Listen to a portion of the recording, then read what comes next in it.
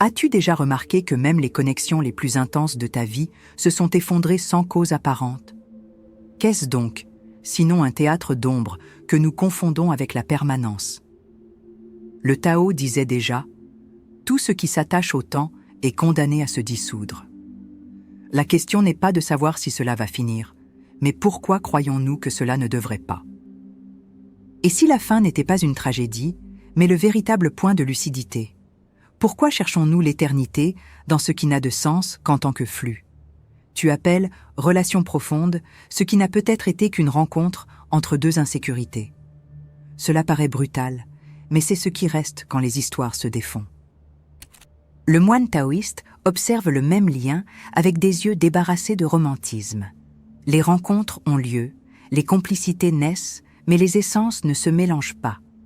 Nous sommes comme des nuages qui partagent le ciel un moment, puis s'éloignent. Il y a là quelque chose de libérateur, mais peu osent accepter cette logique. Car ils préfèrent l'illusion du contrôle à la paix du non-attachement. L'attachement, dans ce contexte, n'est qu'une forme de résistance au réel. Pourquoi désirons-nous que quelqu'un reste alors que nous savons que tout ce qui naît porte déjà en soi le code de l'adieu? La peur de la solitude est l'architecte silencieux de la plupart des relations. Au fond, nous cherchons la sécurité, non la vérité.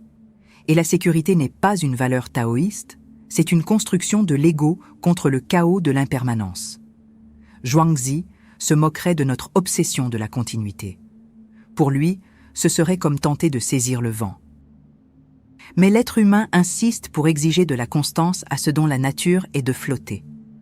Sadhguru lui-même a déjà dit « Personne n'est vraiment ton ami. Les connexions sont des transactions déguisées en affection. » Tu es choqué? Mais pense au cycle de ta propre vie, qui est encore là par essence, et qui n'est resté que tant que tu avais quelque chose à offrir. Est-ce un jugement? Non, c'est une observation sans romantisme. Le Tao nous entraîne à voir sans filtre. Et le filtre du manque est l'un des plus épais. C'est pourquoi l'éveil est rarement confortable. Il arrache le voile avec fermeté, non avec délicatesse. Réfléchis au pacte que tu as fait, même silencieusement. Combien d'entre eux étaient basés sur la peur? Peur d'être seul. Peur de ne pas être suffisant. Peur de ne pas être aimé. Et qu'est-ce que la peur sinon une distorsion du présent? Sadhguru et Zhuangzi, chacun en son temps, pointent vers la même clé.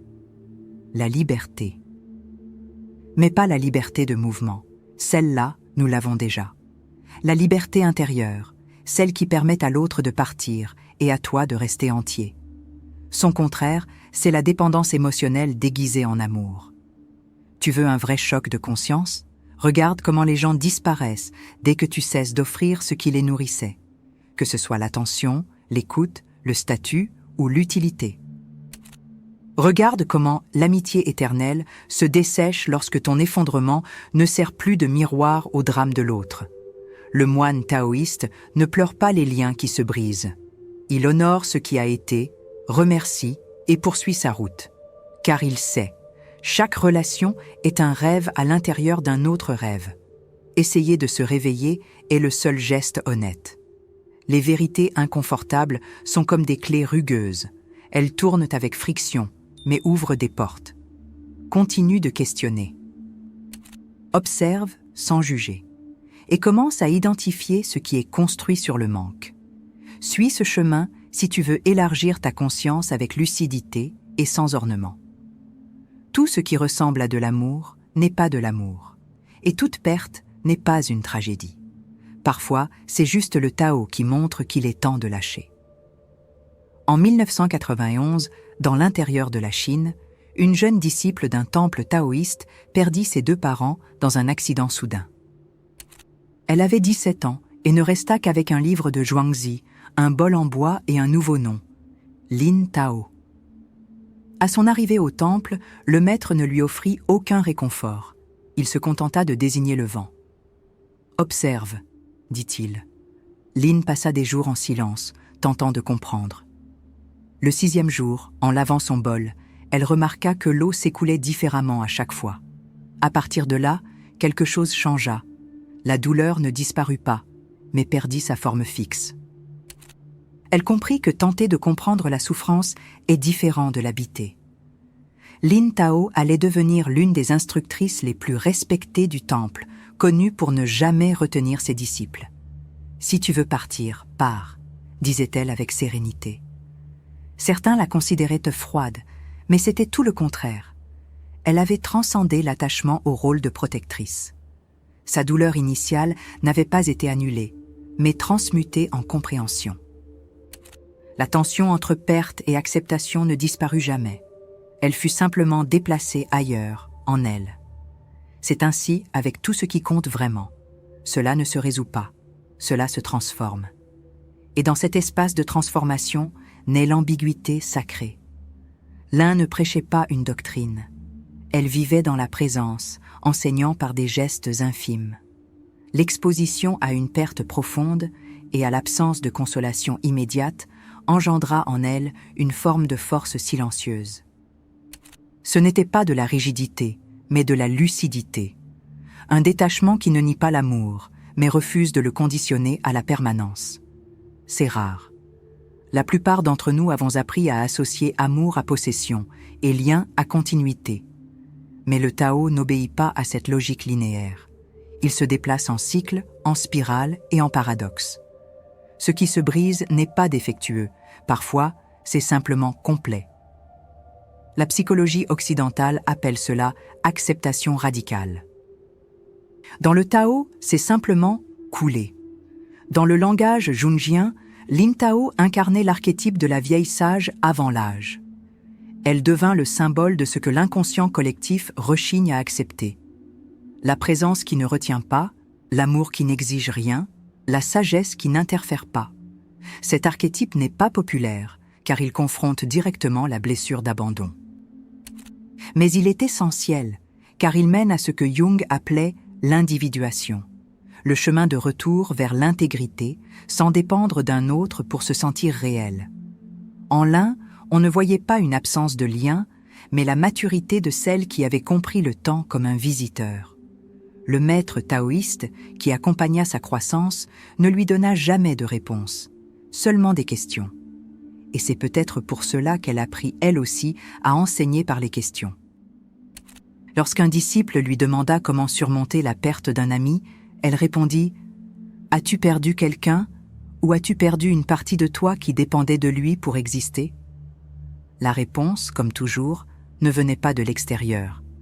Cette pédagogie du miroir exige présence, silence et une dose de courage. Il n'y a pas de chemin facile, mais il y a un chemin. Et il commence lorsque nous cessons de demander des garanties. Cette histoire est réelle. Et peut-être plus proche de ta propre vie qu'il n'y paraît. Nous avons tous été Lin, d'une manière ou d'une autre, laissés dans le silence, attendant des réponses qui ne viennent pas. La différence réside dans la manière dont nous faisons face au vide. Cherchons-nous à le remplir par la distraction ou l'écoutons-nous comme faisant partie du voyage? Dans le Tao, le vide n'est pas un ennemi, c'est l'espace où tout naît. Cette compréhension transforme notre façon de nous relier à l'autre et à nous-mêmes. Si cela a éveillé quelque chose en toi, abonne-toi à la chaîne et active le rappel. Nous n'avons pas toujours quelqu'un pour nous soutenir, mais nous pouvons apprendre à marcher avec clarté. L'histoire de Lin Tao ne parle pas seulement du deuil. Elle traite de la déconstruction d'un paradigme affectif. Dès l'enfance, nous sommes conditionnés à projeter notre complétude sur l'autre, créant des liens fondés davantage sur la fonction que sur la présence. Psychologiquement, ce mouvement naît de ce que Jung appelle anima et animus, projetés, des parties internes de nous-mêmes que nous cherchons compulsivement dans les relations extérieures. Lorsque ce reflet se brise, nous avons l'impression qu'une partie de nous est morte. Mais ce qui meurt, c'est l'illusion de la fusion, non le soi réel. Lin a traversé cette épreuve sans anesthésie, et ce faisant, elle s'est libérée du cycle de répétition inconsciente. Dans le taoïsme, cette libération est appelée retour au centre, Wu Wei, l'action sans effort. C'est une forme de présence si accordée à l'impermanence qu'elle ne se confond plus avec l'attachement. l'ego comme constructeur d'identité fondé sur la séparation. Dans le bouddhisme, elle a touché la nature d'anatta, le non-soi, en percevant que ce que nous pensons être moi n'est qu'une combinaison instable de sensations, pensées et affects.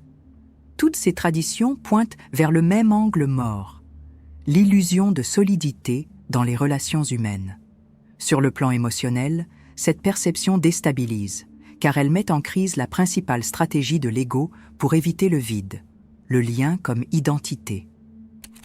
La douleur de la perte, dans ce contexte, ne vient pas de l'absence de l'autre, mais de l'effondrement du personnage que nous avons construit pour maintenir la relation en vie. D'une certaine manière, on pourrait dire que Lin a transmuté la douleur en conscience. L'énergie psychique qui alimentait autrefois l'attachement a été redirigée vers l'éveil d'une nouvelle structure intérieure, moins dépendante, plus observatrice. Sur le plan existentiel, la question inévitable est « qui sommes-nous sans nos liens ?» La réponse qui émerge du silence n'est pas verbale, c'est une sensation d'être qui ne s'ancre ni dans les rôles ni dans les histoires. Cet état est rare car il exige de traverser le désert des identifications. L'un n'est pas devenue froide, elle est devenue vaste. Elle a cessé d'utiliser l'autre comme ancre et s'est faite présence flottante. Le Tao appelle cela « revenir au vide originel ». L'être qui émerge de là n'est pas pressé, ne force rien, n'exige rien. Il observe, accueille et continue. C'est le point de bascule entre le manque et la conscience. Les schémas invisibles qui organisent nos relations sont bien souvent des langages inconscients hérités. Nous appelons amour ce qui n'est souvent qu'un écho d'abandon infantile non résolu. Nous appelons loyauté ce qui est en réalité peur du rejet. Et nous appelons véritable amitié ce qui est en fait une symbiose émotionnelle. Voir cela ne détruit pas l'affection, cela la purifie. Car seul celui qui ne cherche pas à se sauver à travers l'autre peut aimer avec vérité. La sagesse spirituelle nous mène à ce point, sortir du scénario et voir le script, cesser d'interpréter et commencer à être présent. Le langage universel du Tao est le silence. Silence non pas comme absence de son, mais comme cessation de l'effort de contrôle. Lorsque Lin lavait son bol et observait l'eau s'écouler, elle touchait ce langage. Ce qui est trop simple pour que l'ego le comprenne, mais assez profond pour le dissoudre. Le bol est le soi, l'eau est le temps. L'action est vivre sans retenir. Ces symboles apparaissent dans toutes les traditions.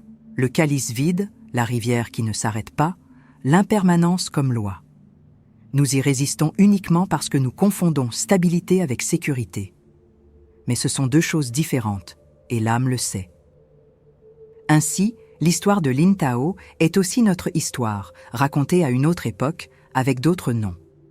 Elle révèle ce qui se cache derrière ce que nous appelons drame, une invitation à un réalignement avec quelque chose de plus vaste que le désir. En psychologie, c'est l'appel de l'individuation. En spiritualité, c'est le souvenir de l'unité avant la séparation. Et dans la vie quotidienne, c'est la sagesse pratique de savoir laisser partir. Celui qui comprend cela change sa manière d'écouter, d'attendre, de rester. Si tu es arrivé jusqu'ici, c'est que quelque chose en toi est prêt à voir. Reste avec nous. Ce voyage est pour ceux qui n'ont plus peur du vide. Observer les signes de la vie comme des messages subtils demande de la pratique et de l'attention.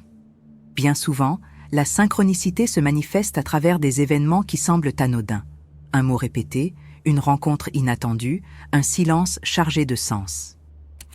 Le Tao nous invite à ralentir pour percevoir ces détails, car ils sont le langage du flux naturel. Pour reconnaître cette danse invisible, il est nécessaire de cultiver une écoute intérieure. Non pas celle qui cherche des réponses immédiates, mais celle qui reste ouverte, réceptive et sans hâte. Ainsi, le hasard devient signifiant et la vie, un miroir vivant de ce que nous habitons. Un rituel simple que l'on peut adopter au quotidien est celui du bol de présence. Choisissez un petit bol ou un verre, quelque chose qui a du sens pour vous, et chaque matin, en lavant ou en remplissant ce bol, faites-en un moment d'ancrage. Observez l'eau qui s'écoule, les reflets de la lumière et les sensations qui émergent. Utilisez cet instant pour vous rappeler que, tout comme l'eau ne reste jamais immobile, votre vie est elle aussi en mouvement constant. Ce geste modeste porte en lui toute la puissance du Tao. Acceptez le flux sans résistance, avec douceur et présence. C'est une pause qui renouvelle le regard et le cœur. Ce geste peut sembler banal, mais il porte un poids symbolique profond. L'eau dans le bol, c'est vous. Le temps, c'est ce qui la remplit et la fait s'écouler. Et le bol, c'est votre forme, toujours changeante.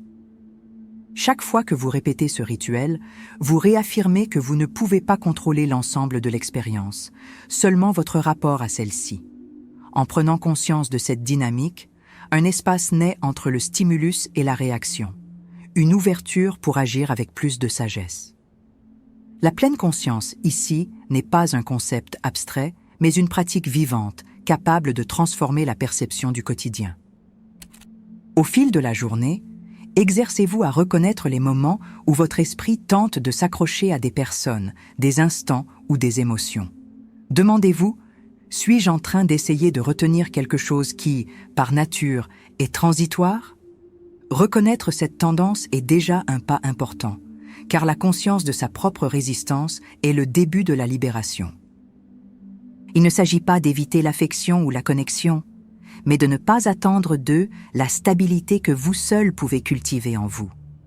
Avec cette compréhension, la solitude cesse d'être un poids et devient une compagnie naturelle, une source intérieure de force. Approfondir cette perception transforme notre manière de nous relier aux autres. On commence à accepter que la présence de l'autre est un cadeau temporaire, non une garantie. Et ce faisant, on réduit la peur de la perte et la souffrance qu'elle entraîne. Le Tao nous rappelle que l'eau de la rivière ne lutte pas contre ses berges, elle coule simplement, et c'est dans cet abandon que réside sa force. Ainsi, le lien, aussi intense soit-il, n'a pas besoin d'être une prison ni un refuge, mais un espace de rencontre momentané et libre. Voilà la sagesse que l'impermanence nous offre. Je vous invite à expérimenter ce rituel du bol de présence et, au fil de la semaine, à observer ce qui change dans votre relation à vous-même et aux autres. Écrivez en commentaire comment ce petit geste a impacté votre perception du quotidien et des relations. Votre expérience peut aider d'autres à s'éveiller à la même vérité. Le chemin du Tao est collectif, même lorsqu'il se parcourt en silence. Partager, c'est élargir la conscience et cultiver la liberté intérieure que nous cherchons tous. Se permettre cet espace de présence, c'est une invitation à sortir du mode automatique pour entrer dans le véritable flux de la vie. Sans besoin de grandes transformations extérieures, simplement un ajustement intérieur, reconnaître le mouvement et choisir de ne pas résister. Si cet éclairage résonne en vous, laissez un like et abonnez-vous pour d'autres réflexions qui approfondissent la compréhension de l'être et de la présence au monde. Votre participation renforce cet espace d'échange conscient, où le silence entre les mots parle lui aussi. Qui est vraiment celui qui s'attache, sinon la pensée elle-même tentant de retenir l'insoutenable ? Dans le silence entre le lever et le coucher du soleil, le Tao murmure que rien ne reste figé, pas même le « je » qui insiste pour se maintenir. Être, c'est ne pas être, et ne pas être, c'est être, dit la sagesse ancienne, nous invitant à un espace où les certitudes se dissolvent comme brume au vent. Cette dissolution n'est pas une perte, mais une épiphanie, la reconnaissance que l'essence de la vie réside dans le mouvement constant, dans la danse invisible du venir et du partir. Que reste-t-il lorsque tout se relâche ? Peut-être seulement la quiétude profonde qui accueille tout. La non-conclusion est le point où la compréhension fleurit, non pas comme une réponse définitive, mais comme une invitation à poursuivre le chemin. Il n'appartient pas à la pensée d'emprisonner cette expérience. Elle existe au-delà des mots et des concepts, dans la rencontre directe avec le présent, insaisissable à toute description. Voilà la sagesse du Tao. Demeurer en suspension entre l'être et le non-être, naviguant le mystère sans chercher à le résoudre. Ainsi, chaque pas devient une méditation et chaque silence, un enseignement. Si quelque chose s'est éveillé en vous au fil de cette conversation, que cet écho devienne un espace d'auto-exploration silencieuse, où le mouvement de l'esprit s'apaise et où l'être s'élargit. C'est en ce lieu que les histoires sur ce que nous sommes perdent leur rigidité et laissent place à la fluidité de l'être pur. Le voyage que nous proposons est celui-ci: marcher sans attachement, écouter sans juger, percevoir sans chercher à contrôler. Partagez vos expériences et vos questionnements, ils font partie du grand flux qui nous relie au-delà des mots. Lorsque nous permettons au flux naturel de nous guider, ce qui était autrefois résistance devient abandon. Et cet abandon n'est pas faiblesse, mais force née de l'acceptation pleine de l'impermanence. L'invitation est de demeurer dans cet état de question ouverte, où chaque instant est unique et irrépétible, et où le sens se révèle dans le simple fait de s'écouler. Comme un fleuve qui n'est jamais le même, mais toujours lui-même, le mystère continue de se déployer, silencieux, profond et vivant. Que la contemplation soit l'espace où vous trouvez la réponse qui n'a pas besoin d'être dite et la question qui n'a pas besoin d'être répondue.